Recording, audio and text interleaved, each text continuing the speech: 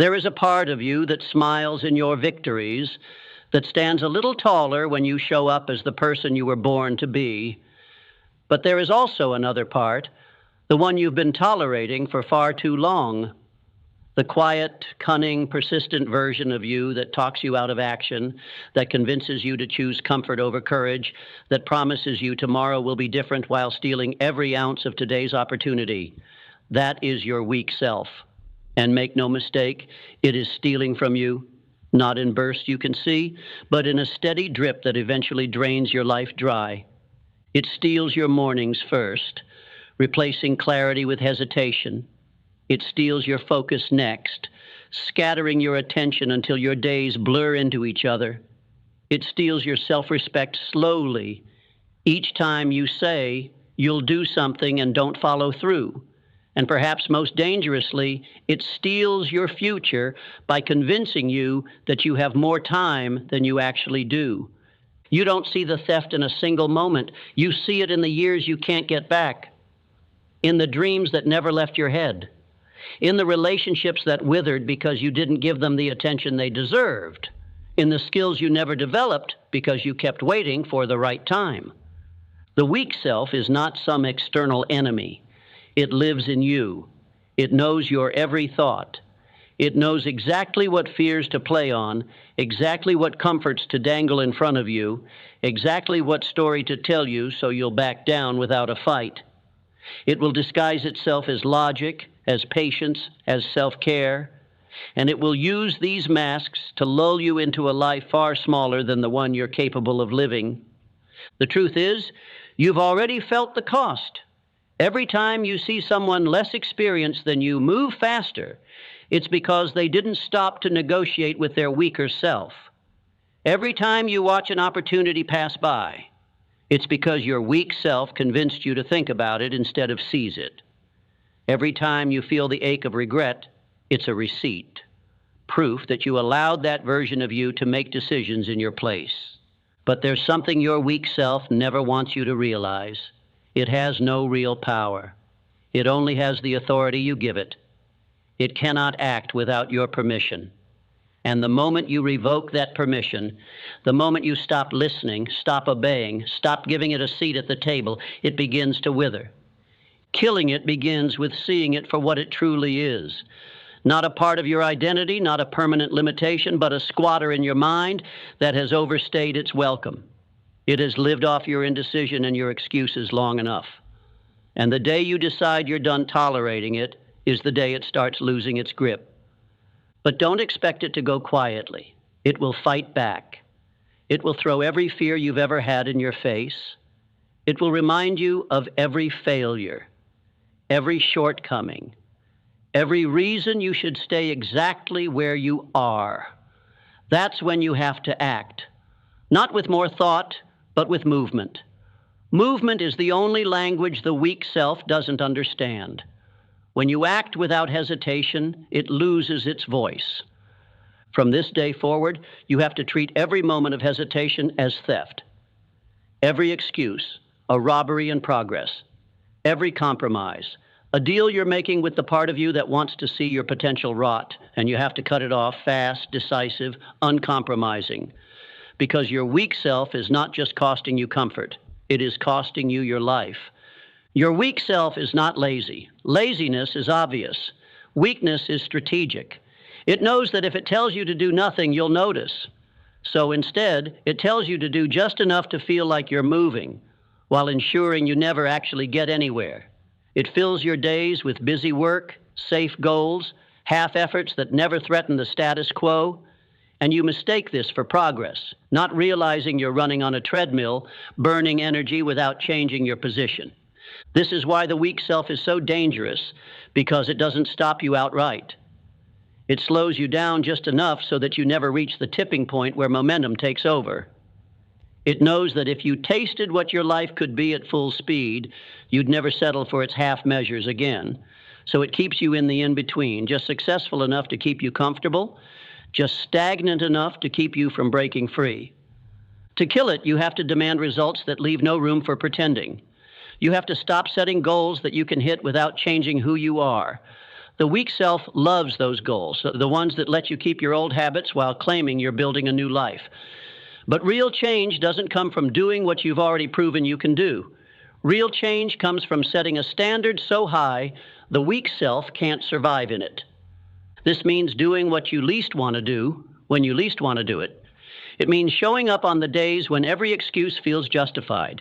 It means refusing to negotiate with yourself over things you already decided were important.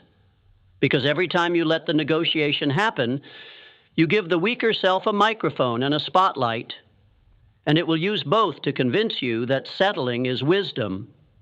But wisdom without action is just a story you tell yourself to feel better about standing still. The truth is, your weak self will always have a story, and it will always sound reasonable if you listen to it long enough. That's why the decision has to be final. Once you know what matters, you execute. You remove the debate entirely. And here's what you'll discover when you start living this way. The weaker you will panic. It will scramble for control. It will try to tempt you with every comfort, every old habit, every quick hit of distraction that used to work. And the more you refuse, the more it will wither. Eventually, its voice will go from a roar to a whisper. And then one day you'll realize you can't hear it at all. That silence is not empty. It's the sound of space opening in your life. Space for clarity. Space for ideas you can act on. Space for goals you used to be afraid to even name. Space for the kind of peace that only comes when you know you're no longer betraying yourself in the small hidden moments. And that's when you'll see it clearly. Your weak self was never just stealing your success. It was stealing your peace, your confidence, your ability to look in the mirror without flinching. And now, without it, you finally have the chance to build a life that is not haunted by what you could have been. Your weak self has mastered the art of subtle sabotage.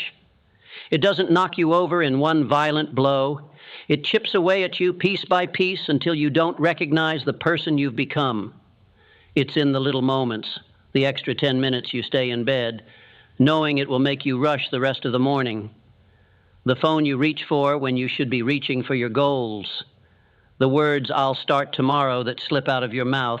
So often they become your personal anthem. These moments seem small, harmless even, but added together, they create a pattern. And patterns create identity. If you live in patterns of hesitation, delay, and half-effort long enough, you stop noticing them. You begin to believe that's just who you are. That's the greatest lie your weak self tells, that this is permanent, that this is you. But it's not. It's just a set of choices you've repeated so many times that you've mistaken them for your nature. You can change those choices, not someday. Now. And when you do, you'll start to notice how many of your limitations were never real. They were just side effects of letting the weak self steer the wheel. That's why killing it changes more than your results. It changes your sense of self. You stop seeing yourself as someone who wants to be better and start seeing yourself as someone who is better because you've proven it to yourself over and over again. But you have to get comfortable with being uncomfortable. The weak self feeds on your obsession with ease. It's not that you can't do hard things. It's that you've trained yourself to avoid them. And every time you avoid them, you reinforce its power. So you must reverse that training.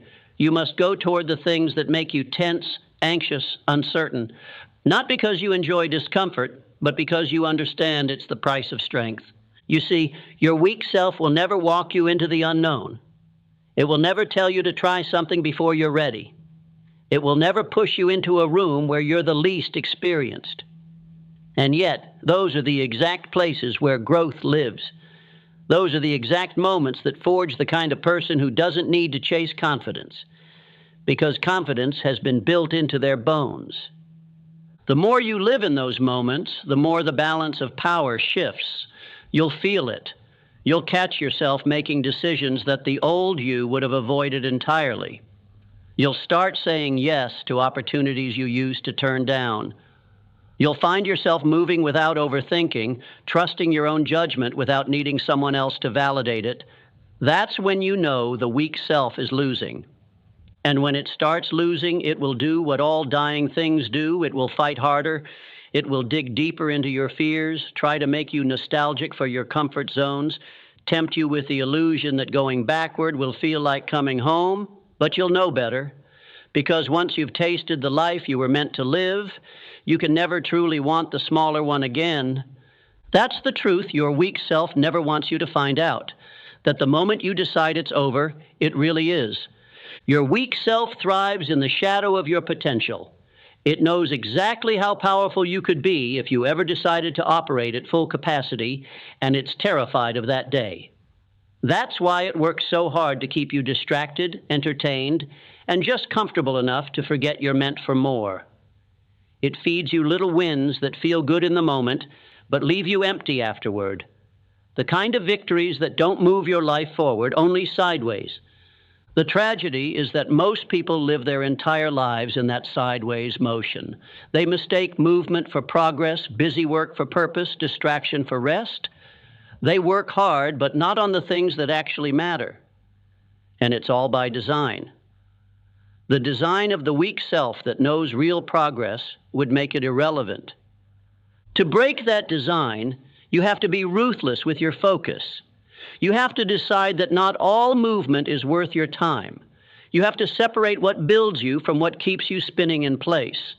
This means cutting out activities, habits, and even relationships that drain you without giving you anything of real value in return. The weak self will hate this because it thrives in clutter. Clutter of mind, clutter of schedule, clutter of priorities. But clarity is its enemy. The moment you know exactly what matters, you take away its best weapon, confusion. Weakness loves confusion because confused people don't act decisively. They hesitate. They ask for opinions. They second-guess themselves until the opportunity has passed. But the strong self, the one you're building, acts with conviction, even if it's not perfect. It moves forward knowing that mistakes can be corrected, but hesitation can never be undone. And here's something the weak self will never admit. It's not that you can't be disciplined. It's that you've been disciplined in the wrong direction. You've been consistent in your patterns of avoidance. You've been reliable in your defense of comfort. You've been committed to routines that keep you exactly where you are. All that discipline, all that reliability, it could have been building your future. Instead, it's been building your prison. The day you flip that discipline toward your vision instead of your fear, everything changes. You stop treating discipline as a punishment and start seeing it as the purest form of freedom. Freedom from guilt, from self-doubt, from the constant pull of the life you're trying to escape. You start living in a way where every choice aligns with where you want to go, not where you've been. That's when your weak self starts to shrink. It can't survive in the light of consistent, aligned action. It can't thrive in the presence of clarity and commitment. It will try to get your attention, try to tempt you back into old habits, but those habits will no longer feel like home. They'll feel like cages you've outgrown. And once you've felt the air outside that cage, you'll never want to step back inside. But you must remember this: the weak self never dies by accident. It dies when you make a deliberate choice to stop feeding it, stop protecting it, and stop believing its lies. It dies when you prove, with action after action, that you're no longer willing to live as less than you can be. Your weak self has one final weapon: nostalgia. It will make you long for the old version of yourself, not because it was better, but because it was easier. It will replay the comfort of predictable routines, the safety of low expectations, the ease of staying invisible. It will whisper that the fight isn't worth it, that life was more peaceful before you started demanding more from yourself. And if you're not careful, you'll mistake that peace for happiness. But remember this: there is no peace in a life unlived. There is only quiet decay. There is only the slow erosion of your potential until there's nothing left but the shell of what you could have been. That's not peace. That's surrender. And surrender to weakness is the fastest way to destroy your future without even realizing it's happening. The truth is, You don't miss the old version of you. You miss the absence of responsibility. You miss the weightlessness that comes from not aiming for anything big enough to scare you. But that weightlessness is a lie, because deep down you were carrying a heavier burden. The burden of knowing you weren't giving your all. The stronger self carries the weight of discipline, yes, but it also carries the reward of self-respect. And that reward is worth every ounce of effort. If you want to know what your future looks like, look at your daily choices. Every decision you make is a vote for who you will become. Your weak self is voting for comfort. Your strong self is voting for growth. And the ballot is in your hands every moment of the day. You can't skip a vote. Even when you choose to do nothing, you've cast your vote for weakness. So you have to start thinking in terms of proof.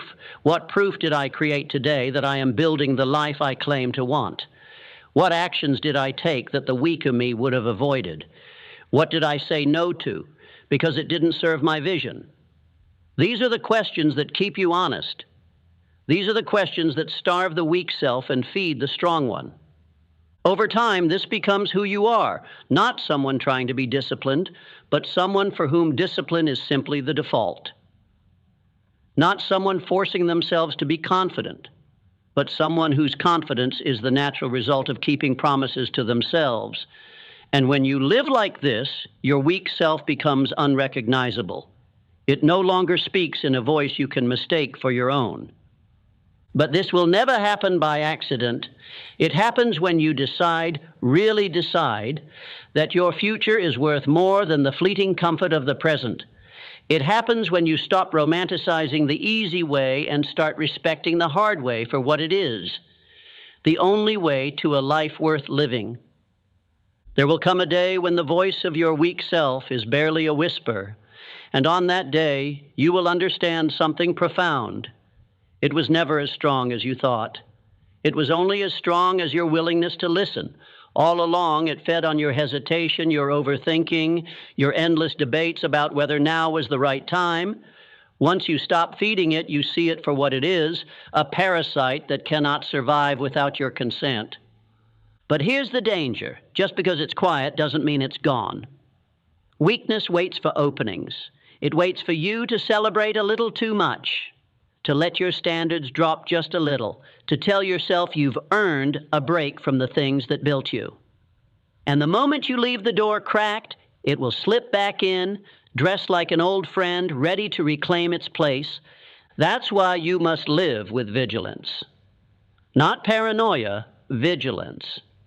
You protect the habits that gave you your strength the same way a builder protects the foundation of a house. You don't let erosion set in. You don't excuse a crack because it's only small. You maintain it daily because you know that what you've built can only stand if the base remains unshakable. This vigilance is what turns strength into permanence. It's what makes discipline your natural state instead of something you have to force. It's what allows you to walk into any room, face any challenge, and know that you will not betray yourself when it matters most. That level of self-trust is the real treasure, not the titles, not the money, not the recognition. Those are just byproducts. The real prize is knowing that you are no longer a thief of your own potential. And that's the bitter truth your weak self never wanted you to see. It wasn't just stealing your time and your opportunities, it was stealing you. The version of you that was fully alive, fully engaged, fully capable. It was robbing you of the joy that comes from doing hard things well, the pride that comes from refusing to fold under pressure, the quiet satisfaction of ending your day knowing you lived it fully. When you understand that, you stop being polite with your weakness. You stop negotiating with it. You stop allowing it to have a voice in your decisions. You treat it like the intruder it is, and you remove it with force. And once you've done that, you'll feel something you may not have felt in years. Space. Space to think clearly. Space to pursue what matters without being dragged backward.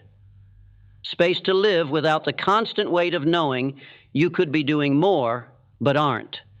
And in that space, you can finally begin building the future your weak self could never survive in. There will be a moment, and it might not look dramatic from the outside, when you realize the theft has stopped. The mornings that once began with hesitation now start with movement. The tasks you used to avoid are now the first you tackle. The promises you once broke are now non-negotiable. And you'll notice something even more important. You can finally trust yourself again. That trust is the cornerstone of every great life. Without it, you can build nothing that lasts. With it, you can build anything. In that moment, you will see your weak self for what it always was, a shadow, not a wall. It looked solid because you stood still in front of it for so long.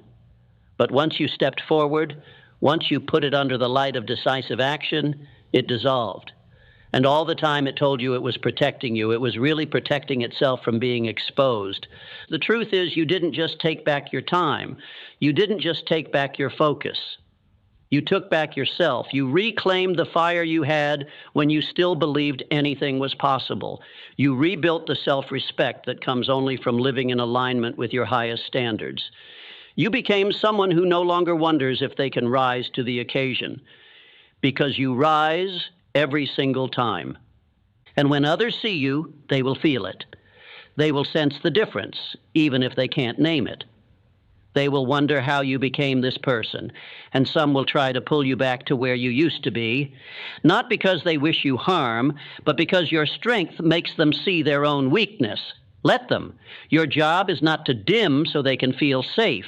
Your job is to shine so they can see what's possible. The real reward is not that you'll never feel weakness again. You will, but it will no longer control you. It will appear, and you will move anyway. It will whisper, and you will ignore it. It will offer comfort, and you will choose progress.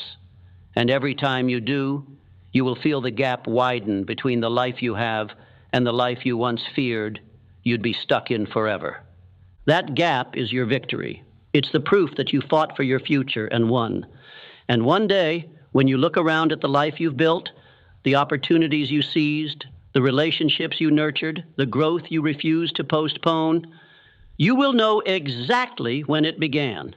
It began the moment you stopped letting your weak self steal from you. From that day forward, everything changed, and it all started with one decision: to take back what was yours and never let it be stolen again. The world makes way for those who dare to rise. Click the Rise button now to subscribe and claim the destiny waiting for you. Your time is now.